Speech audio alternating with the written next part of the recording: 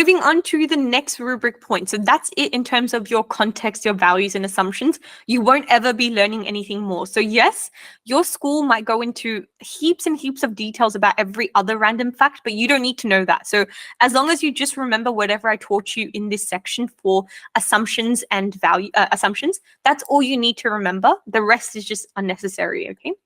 Now we're moving into values. So values specifically are the ethical, the moral, and the cultural ideas of the time, okay? So what's the moral thinking at the time? What was the ethical beliefs at the time? What is the culture when Shakespeare was writing the play? And this all falls under the rubric category of values. So once you've written out this new word, again, just create like a gap in your document so that way you have sections with information in it.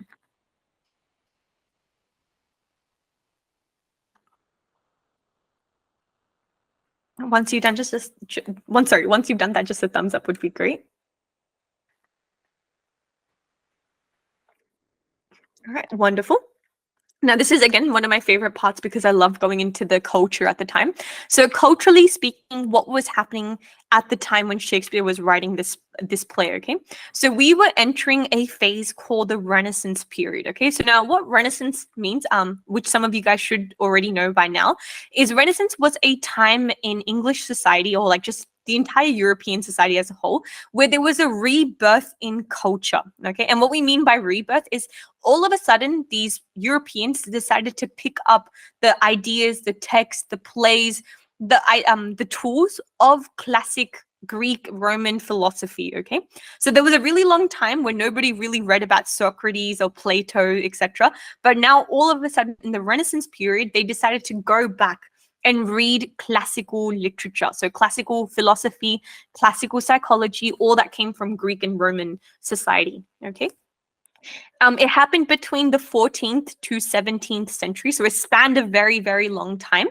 And in history, we call this the point in time where we moved from the medieval world to what we call now the modern world.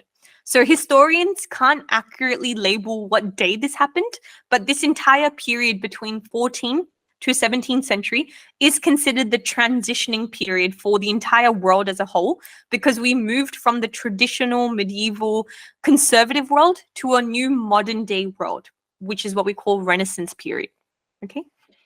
And specifically what was happening in terms of literature is people started reading classical philosophy, classical wisdom, classical writing one more time. So what that meant for Shakespeare is he started picking up books from like Roman history, from Greek history, and started to get influenced by them, okay?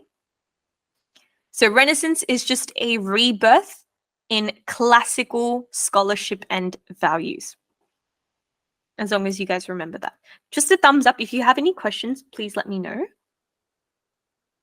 All right, now, this is where it starts to get very complicated, so please bear with me, okay? All right, now, as this was happening in society, so imagine that this is like a cultural change, right? People were like, oh, cool, like this is the new trend, okay? Like, hopefully that makes sense. So Renaissance was the new trend that people were going on.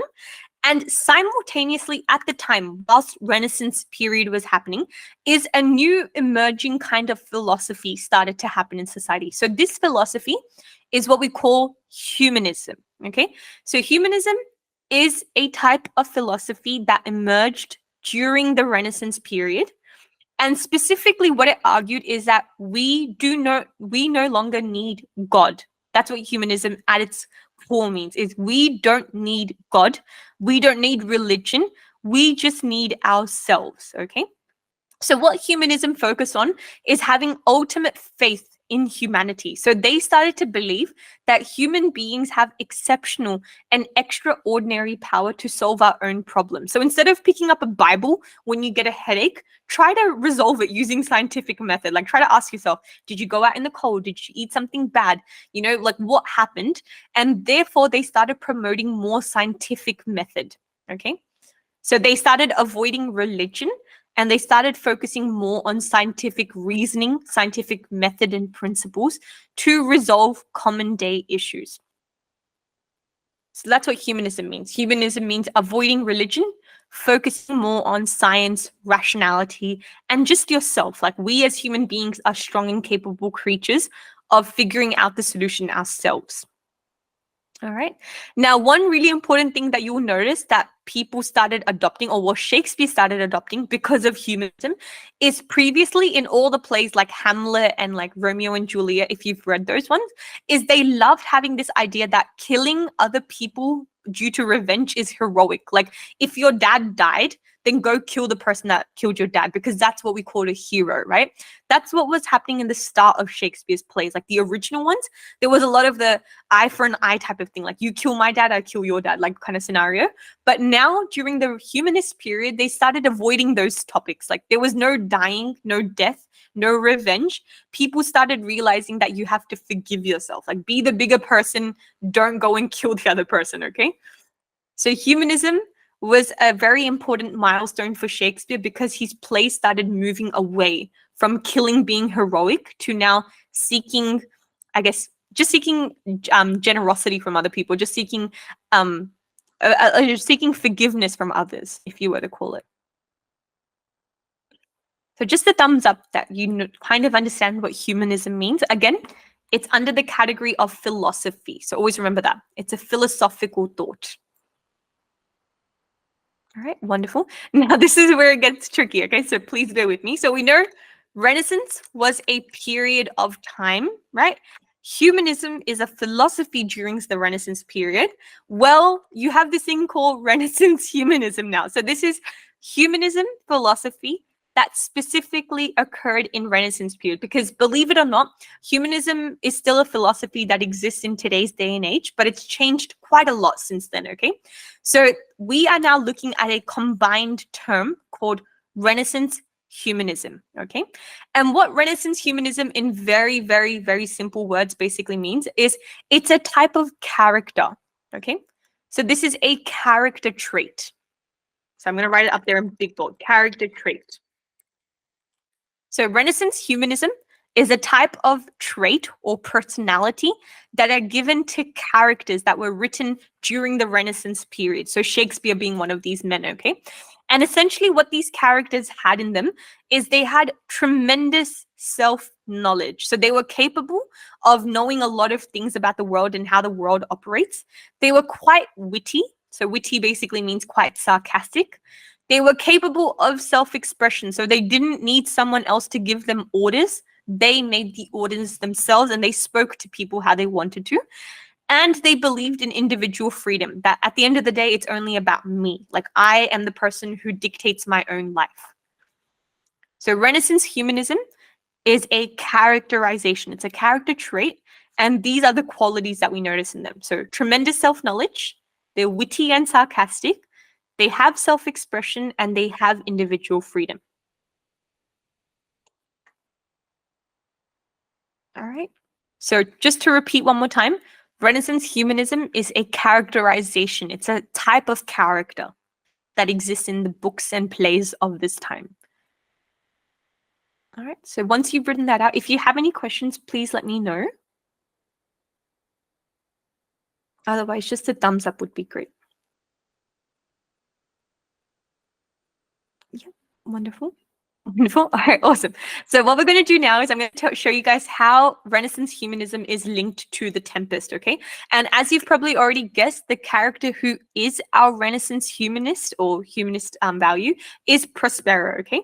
And these are the ways that we're going to notice him, okay? So first of all, is he has the Renaissance spirit or the Renaissance humanist spirit to learn and uphold justice. So again, his concept of justice is very skewed, right? Because for him, justice is going and seeking revenge for whatever bad things happen to him. So yes, we might not agree with his justice, but in his eyes, going and seeking revenge against his brother is the only way to seek justice. And third, he is quite individualist. So what that means is he dictates the decisions in his life, no one else does, okay? So that's the first way that we notice him as being a Renaissance humanist.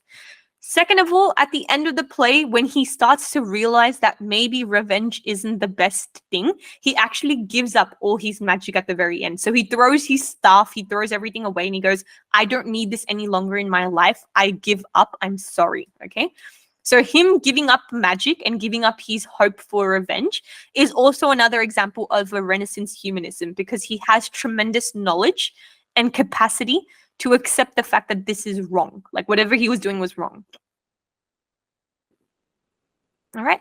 And last but not least, again, another way in which he's a Renaissance humanist is at the very end of the play, he actually frees everyone that he had under his control. So he frees Caliban, he frees Ariel, he frees Miranda as well by letting her get married to Ferdinand. And what he tells us at the very end of the play, in his very crazy Shakespearean words, is that as men or as human beings, we should have the authority to decide what we think is right or wrong. So what the moral message in the entire play is people should control and shape their own laws. All right, and these are the three ways in which we're going to be arguing in our essays how Prospero is a Renaissance humanist. Okay. So please let me know when you've written that down. Again, if you have any questions, just raise your hands and I'll be able to help you guys out there.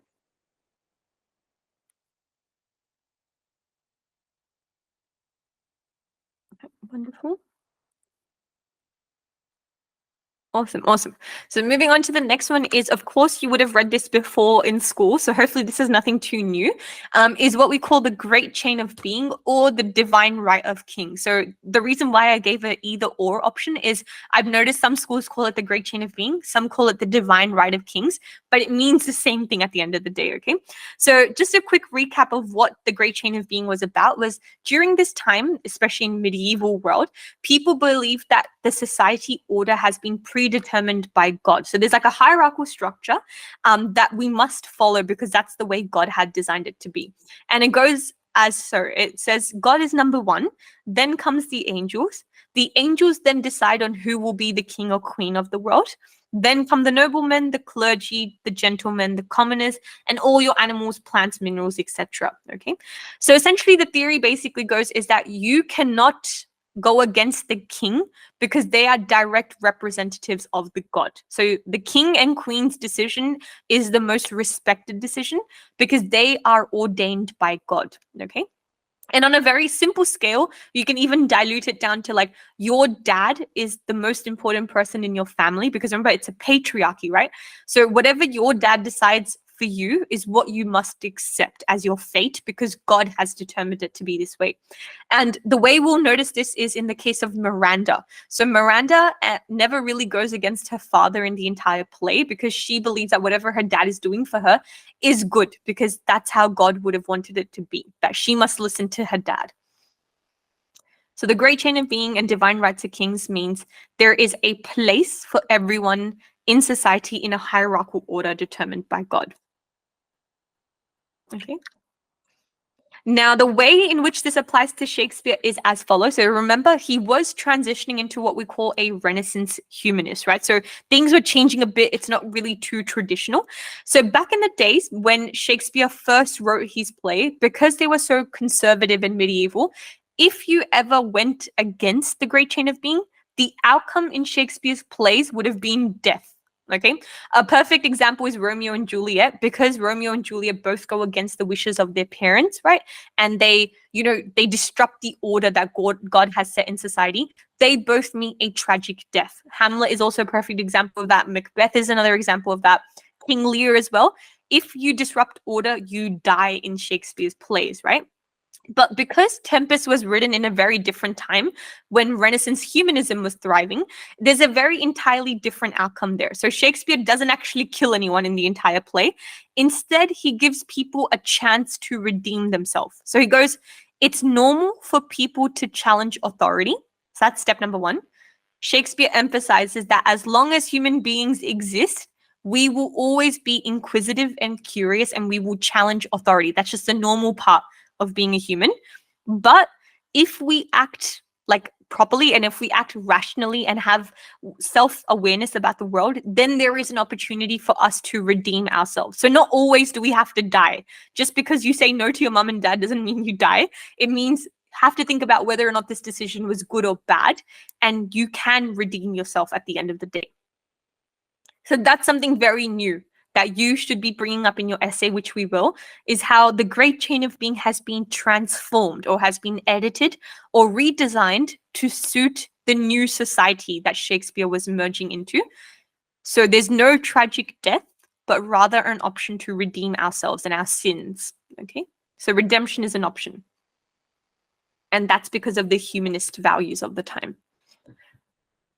So once you've written that out, please let me know, as long as you just get the idea that no tragic death, because we have the option to redeem ourselves in humanist era. Any questions, just raise your hands and I can answer them away. Until then, just write this out for me. Yes, Sophia?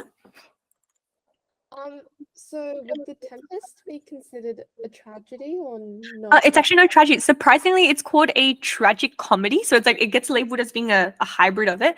And because no one dies at the end, it somehow gets just considered as a comedy. So no one dies. We just kind of learn something at the end of the day. So when you're writing it, never actually label it as being Shakespeare's tragic play. Try to give it the hybrid name of Shakespeare's tragic comedy play, The Tempest. Thank you. Oh, good. All right, so moving on, this is where we're just going to go back to Renaissance humanism, and I'm going to introduce one new theory, which is what elevates our writing to that band 6 level, okay? So we now know Renaissance humanism are people who go against God, they love individuality, they love self-expression, they love thinking rationally and scientifically rather religiously. Well, you have the binary opposition now, so the people who are exactly the opposite, and we call them the Christian providentialists or providentialism. So please write this word down. So Renaissance humanism versus Christian providentialism. And if you've probably guessed by now, the Christian providentialism are the people that are very, very patriotic. They're very conservative. They're very traditional. Okay. All right. So just to recap, because of Renaissance humanism, people started seeking individual power. And as a result of that, they started letting go of religious influences in their life, okay? So whatever I've written on the yellow on the bottom there is just a quick recap that because people focused on themselves and logic, they started giving up on religion. They started giving up on Christianity and ingrained religious beliefs in society, okay?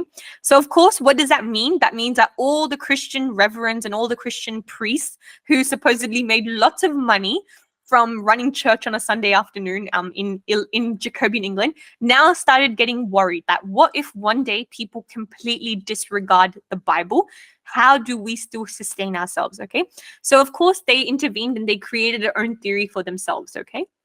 And what Christian providentialism basically means is that God's will is evident in all occurrences of our life. So now what they did was they started redesigning the Bible. So instead of being like, you must listen to the Bible, they started giving people a reason why you should believe in the Bible. And what they proposed to us is that God is so smart, like Jesus or God or whoever this like creature is above in the skies, he is so smart and so capable, and his plans are so complicated that human beings don't have the capacity to understand them. So this is what it says here.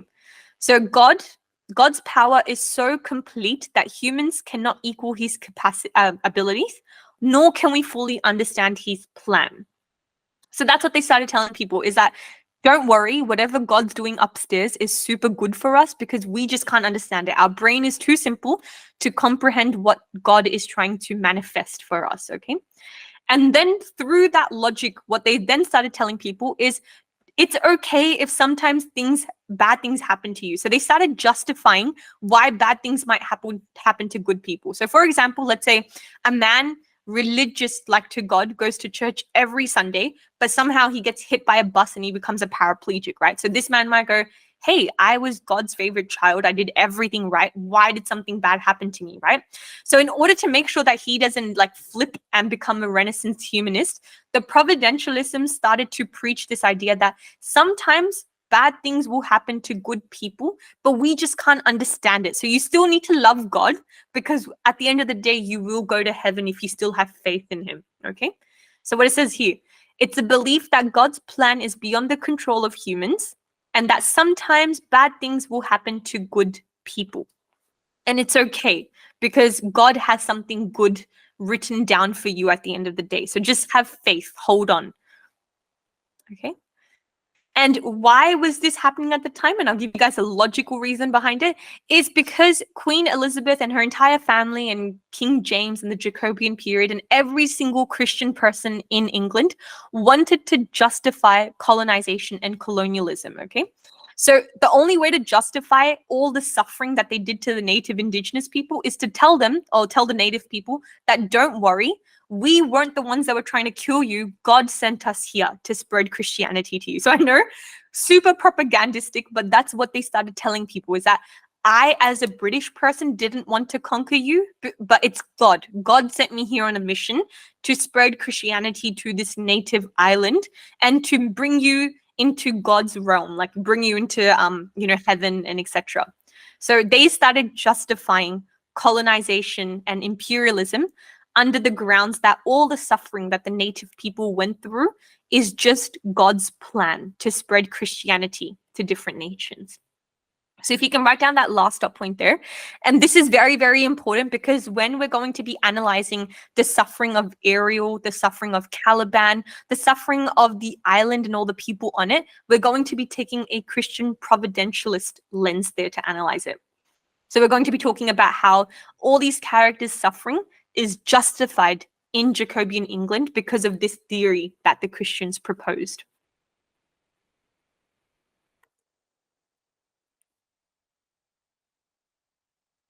All right, so once you've written that, please let me know.